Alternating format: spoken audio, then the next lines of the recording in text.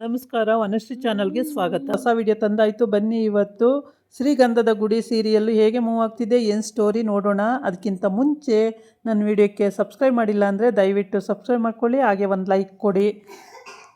ಇವತ್ತು ಅನಿತಾ ಅರಿಮನೆಗೆ ಬಂದುಬಿಟ್ಟಿದ್ದಾಳೆ. ಅರಿಮನೆಗೆ ಬಂದ ಮೇಲೆ ಅವನು ಚಂದನನ ಮದುವೆ ಆಗಿದ್ದಾನೆ ಅನ್ನೋ ವಿಷಯ ಗೊತ್ತಾದ ಮೇಲೆ ಅವಳು ಪಾಪ ತಡ್ಕೊಳಕ್ಕಾಗ್ದೇ ಹತ್ಕೊಂಡು ಅಲ್ಲಿಂದ ವಾಪಸ್ಸು ಹೋಗ್ತಾ ಇದ್ದಾಳೆ.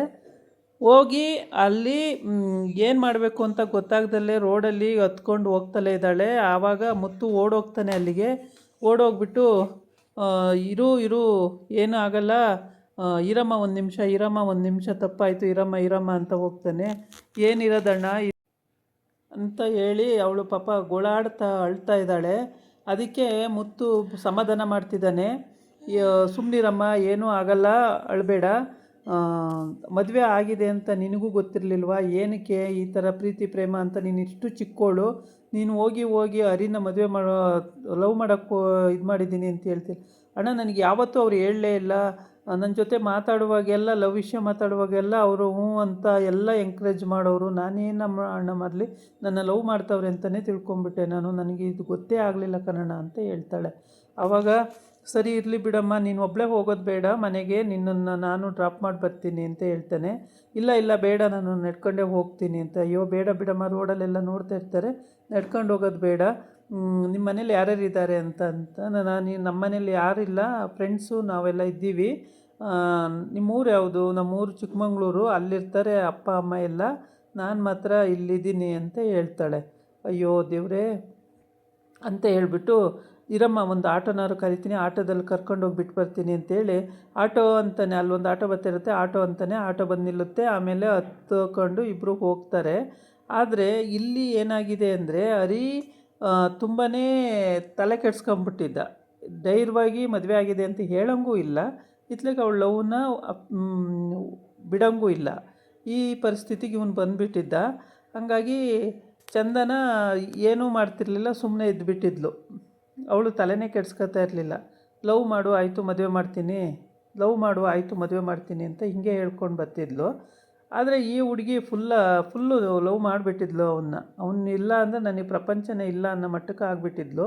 ಹಾಗಾಗಿ ಇವಳಿಗೆ ಏನು ಮಾಡಬೇಕು ಅಂತ ಗೊತ್ತಾಗ್ದೇ ತಲೆ ಕೆಡಿಸ್ಕೊಂಡು ಕೊನೆಗೆ ಆ ಬಸ್ ಸ್ಟಾಪಲ್ಲೇ ಇದು ಮಾಡ್ತಿರ್ತಾಳೆ, ನಿಂತಿರ್ತಾಳೆ. ಆವಾಗ ಮಾಯಿ ಅಲ್ಲಿಗೆ ಹೋಗ್ತಾನೆ. ಹೋಗ್ಬಿಟ್ಟು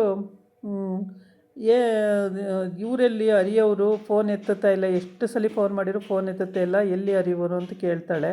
ಆವಾಗ ಅವನು ಹೇಳ್ತಾನೆ, ಅವರು ಮನೇಲಿದ್ದಾರೆ, ಯಾಕೆ ನೀವು ಅವ್ರನ್ನ ನೋಡಬೇಕಾ ಅಂತ. ಹೌದು, ಮಾತಾಡಬೇಕು, ನೋಡಬೇಕು ಅಂತಾಳೆ. ಈ ಕಡೆ ಬಂದು ಇವಳು ಕಂಟಿ ಲವ್ವರು ಫೋನ್ ಮಾಡ್ತಿದ್ದಾಳೆ. ಫೋನ್ ಮಾಡಿ, ಕಂಟಿ ಯಾವಾಗಲೂ ನಮ್ಮ ಮದುವೆ, ನಾನು ಎಷ್ಟು ದಿನ ಅಂತ ಹಿಂಗೆ ಇರೋದು, ಯಾವಾಗಲೂ ಮದುವೆ ಅಂತ ಕೇಳ್ತಾಳೆ. ಅದಕ್ಕೆ ಮುತ್ತು ಅಣ್ಣನ ಮದುವೆ ಆದಮೇಲೆ ಮದುವೆ, ಅಲ್ಲಿವರೆಗೆ ಮದುವೆ ವಿಷಯ ಮಾತಾಡಬೇಡ ಅಂತ ಹೇಳ್ತಾನೆ. ಆಗ ಅವಳು ಹೇಳ್ತಾಳೆ, ಯಾವಾಗ ನೋಡಿದ್ರು ಮುತ್ತು ಅಣ್ಣ ಅಂತೀಯಲ್ಲ, ನೀನು ಸ್ವತಂತ್ರವಾಗಿ ಬದುಕೋದು ಯಾವಾಗಲೂ ಅಂತ. ನೋಡು, ಯಾವಾಗ ನೋಡಿದ್ರೂ ಮುತ್ತು ಅಣ್ಣನ ವಿಷಯ ತಗೊಂಡು ಜಗಳಕ್ಕೆ ಬರಬೇಡ, ನಿಂದು ಎಷ್ಟಿದೆಯೋ ಅಷ್ಟು ನೋಡು. ಮುತ್ತು ಅಣ್ಣ ಮದುವೆ ಅಂತ ಈ ಥರ ಕೇಳೋದಾದ್ರೆ ನನ್ನ ಹತ್ರ ಮಾತೇ ಆಡಬೇಡ, ಇಡು ಫೋನು ಅಂತ ಇಟ್ಟಿರ್ತಾನೆ. ಆಮೇಲೆ ಇವನು ಒಳ್ಳೆ ದುರ್ವಾಸ ಮುನಿ ಥರ ಹೆಂಗಾಡ್ತಾನೆ, ನಾನು ಮದುವೆ ಮಾಡ್ಕೊಳ್ಳೋಣ ಅಂದರೆ ಇವನಿಗೆ ಆಗಲ್ಲ, ಮುತ್ತು ಅಣ್ಣ ಮದುವೆ ಆಗಲ್ಲ, ನಮ್ಮನ್ನು ಮದುವೆ ಆಗಲ್ಲ ಅಂತ ಹೇಳ್ಕೊಂಡು 10 ನಿಮಿಷಕ್ಕೆಲ್ಲ ಅಲ್ಲಿಗೆ ಬಂದೇ ಬಿಡ್ತಾಳೆ. ಅಷ್ಟೊತ್ತಿಗೆ ಹರಿ ಅಲ್ಲಿಗೆ ಹೋಗಿರ್ತಾನೆ. ಹರಿ ಹೋಗಿ ಆಯ್ತಲ್ಲ ಏನೋ ಮಾಡೋದು ಅಂತ ತಮ್ಮನ ಕೇಳ್ತಾ ಇರ್ತಾನೆ. ತಮ್ಮ ಹೇಳ್ತಾನೆ, ಕಂಟಿ ಏನು ಮಾಡೋಕ್ಕಾಗಲ್ಲ, ನೋಡೋಣ ಇರು ಅಂತ ಹೇಳಿರ್ತಾನೆ. ಇಲ್ಲಿ ಚಂದನ್ಗೆ ಕಂಪ್ನಿನಲ್ಲಿ ಮೀಟಿಂಗ್ ನಡೀತಾ ಇರುತ್ತೆ. ಆದರೆ ಚಂದನ ಬಾಸು ಚಂದನನ ಲವ್ ಮಾಡೋ ಹಾಗೆ, ಅವಳನ್ನೇ ಹಿಂದೆ ಮುಂದೆ ಅವಳನ್ನೇ ಫಾಲೋ ಮಾಡ್ತಿರ್ತಾನೆ. ಆದರೆ ಇದು ಚಂದನ ಗಮನಕ್ಕೆ ಬಂದಿರಲ್ಲ. ಇವಳು ಪಾಡಿಗೆ ಇವಳು ಸ್ಕೆಚ್ ಹಾಕ್ಕೊಂಡು ಅಲ್ಲಿ ಟ್ರೈನಿಂಗಲ್ಲಿ ಏನು ಹೇಳ್ತಾವನೋ ಅದನ್ನು ಮೀಟಿಂಗಲ್ಲಿ ಕೇಳಿಕೊಂಡು ಇದು ಮಾಡ್ತಿರ್ತಾಳೆ. ಅವನು ಮಧ್ಯೆ ಅವಳನ್ನೇ ನೋಡ್ತಿರ್ತಾನೆ. ಹೀಗೆ ಅಷ್ಟು ಜನಕ್ಕೆಲ್ಲ ಮೀಟಿಂಗಲ್ಲಿ ಇರ್ತಾರೆ, ಆದರೆ ಇವನು ನೋಡೋದೇ ಅವಳನ್ನು ಯಾವಾಗ್ಲೂ. ಆಮೇಲೆ ಇದಾಯಿತು. ಕೊನೆಗೆ ಅವಳಿಗೆ ಫೋನ್ ಬರುತ್ತೆ. ಆ ಟೈಮಿಗೆ ಮೀಟಿಂಗೆಲ್ಲ ಮುಗೀತು. ಆ ಟೈಮಿಗೆ ಫೋನ್ ಬರುತ್ತೆ. ಮಾಯಿ ಫೋನ್ ಮಾಡಿರ್ತಾನೆ. ಸರಿ, ಎಕ್ಸ್ಕ್ಯೂಸ್ ಮಿ ಸರ್, ನಾನು ನಿಮಿಷ ಫೋನಲ್ಲಿ ಮಾತಾಡ್ಕೊಂಡು ಬರ್ತೀನಿ ಅಂತ ಆಚೆ ಹೋಗ್ತಾಳೆ. ಓಕೆ ಅಂತೇಳಿ ಕಳಿಸ್ತಾನೆ. ಆಮೇಲೆ ಹೋಗಿ ಮಾತಾಡ್ತಿರ್ತಾಳೆ. ಅವ್ರು ಮಾಡ್ಕೊಂಡಿದ್ದು ಏನಾಯಿತು ಮಾಯಿ ಅಂತ ಹಿಂಗಾಗಿತ್ತೆ ಅದಕ್ಕೆ ಅಂತ ಹೇಳ್ತಾನೆ. ಆವಾಗ ಅವ್ರು ಮಾಡ್ಕೊಂಡಿದ್ದು ಅನುಭವಿಸ್ತಾರೆ ಬಿಡು, ನಾವೇನು ಮಾಡೋಕ್ಕಾಗಲ್ಲ. ಸರಿ ನಾನು ಫೋನ್ ಇಡ್ತೀನಿ ಅಂತ ಇಡ್ತಾಳೆ ಮಾತಾಡಿ. ಅದನ್ನು ಇವನು ಕೇಳಿಸ್ಕೊಳ್ತಾನೆ ಆಚೆ ಬಂದು, ಯಾರು ಫೋನ್ ಇರ್ಬೋದು ಅಂತೇಳ್ಬಿಟ್ಟು ಕೇಳಿಸ್ಕೊಂಡಾದಮೇಲೆ ಅವನಿಗೆ ಆವಾಗ ಏನೂ ಅನಿಸಲ್ಲ. ಆಮೇಲೆ ಕೇಳೋದೋ ಬೇಡವೋ, ಚಂದನ ಅವ್ರು ಕೇಳಿದ್ರೆ ಅವ್ರಿಗೆ ಬೇಜಾರು ಮಾಡ್ಕೋತಾರೋ ಏನೋ, ಏನು ಮಾಡೋದು ಅಂತ ಸುಮ್ಮನೆ ಆಗ್ಬಿಡ್ತಾನೆ, ಕೇಳಲ್ಲ ಅವಾಗ. ಆಮೇಲೆ ಇವಳು ಅಲ್ಲಿ ಮೀಟಿಂಗ್ ಎಲ್ಲ ಮುಗಿಯುತ್ತೆ. ಆಮೇಲೆ ಮನೆಗೆ ಬರಬೇಕು.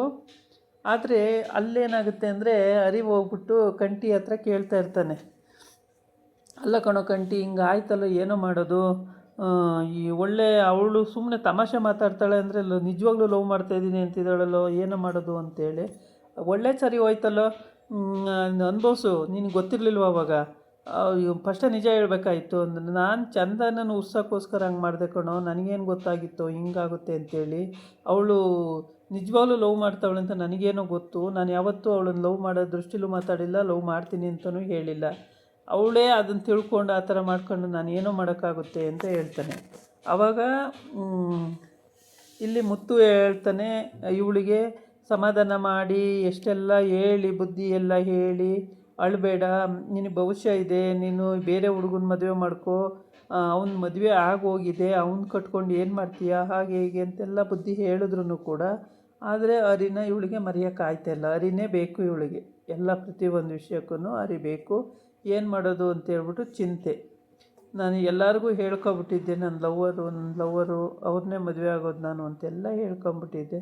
ಇವಾಗ ನೋಡಿದ್ರೆ ಇವನು ಈ ಥರ ಕೈ ಕೊಟ್ಟನಲ್ಲ, ನಾನು ಏನು ಮಾಡಲಿ ಅಂತ ಅವಳು ಚಿಂತೆ.